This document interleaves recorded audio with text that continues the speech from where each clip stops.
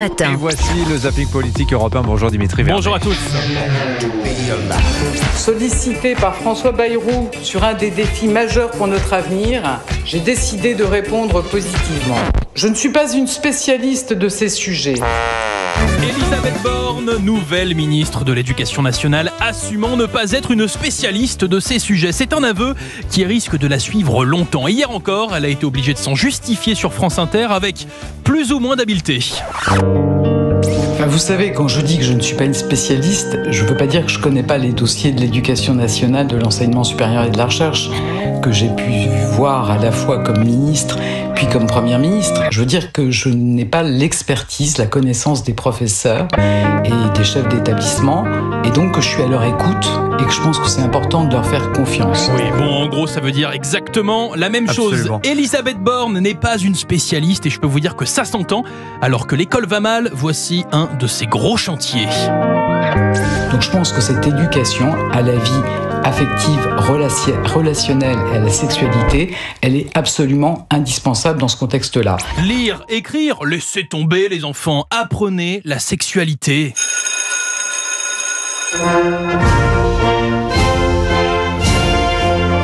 L'année 2025 doit être une année d'action, une année utile pour vous et pour vous permettre de vivre mieux. 2025 doit être une année utile, promesse d'Emmanuel Macron lors de ses vœux. Bonne résolution oblige, le président est passé à l'action sur les réseaux sociaux TikTok. Bonjour, je viens de vous voir. Je viens de me manger 90 € d'amende et 3 points sur le permis parce que j'ai payé avec mon téléphone en Apple Pay au péage. Vous avez raison. Je crois qu'en 2025, on doit pouvoir payer au péage avec son téléphone. Donc j'ai passé le dossier au ministre de l'Intérieur et on va collectivement régler ça. Merci pour l'alerte. Quel visionnaire! Le paiement du péage par téléphone, c'est exactement ça qu'attendent les Français. Et en plus de ça, en réponse à un influenceur mettant en avant un islam radical, c'est parfait Manu. Que les paroles d'Allah. Y a pas un humain, il est venu, il a créé la Trinité. Et toi, tu penses qu'il y a un nain qui est marié avec sa prof de français, qui dirige un pays qui fait la taille d'une chips, qui va venir modifier l'islam? Nous sommes en guerre. Macron humilié, Macron rembarré par Jean-Luc Mélenchon.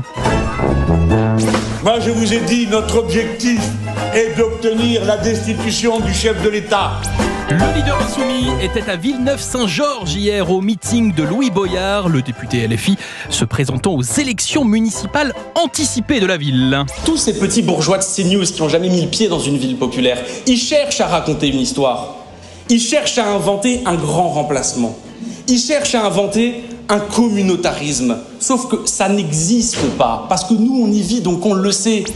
Nous, on y vit, nous, on le sait. Bon, écoutons maintenant Jean-Luc Mélenchon, 15 minutes plus tard. Alors oui, Villeneuve-Saint-Georges ressemble à cette nouvelle France dont je parle dans mes discours. Quand moi j'étais gamin, un Français sur 10 avait un grand-parent étranger. Maintenant, c'est 1 sur 4. Mais tant mieux! CQFD, et ça risque de beaucoup faire parler. Ils sont là, ils attendent le mot de trop, la phrase de trop, pour pouvoir m'emmerder pendant une semaine ensuite. Mes amis, mes amours, mes emmerdes. Le zapping politique signé Dimitri Vernet. Merci beaucoup Dimitri.